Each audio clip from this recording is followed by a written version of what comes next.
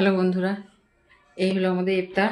এটা হলো তোকমার শরবত, আর এই হলো গাজর কুচি, কাঁচালঙ্কা কুচি, পেঁপে, কলা, আঙুর, আপেল, বেদানা, খেজুর, কাঁচা ছোলা, আদা, লেবু। আর এখানে হলো এই যে আমাদের ঘুগনি।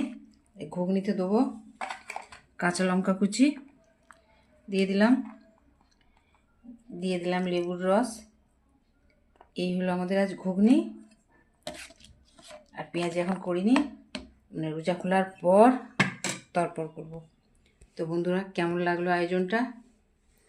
এটা ঢাকা দিদি, নাহলে গরম থাকবে না। ভালো থাকবেন সবাই, সুস্থ থাকবেন। দেখা হবে পরবর্তী ভিডিওতে। আল্লাহ সবাইকে 1 মাস রোজা রাখার তৌফিক দান করুন, সবার শরীর ভালো রাখুক। খুদা হাফেজ।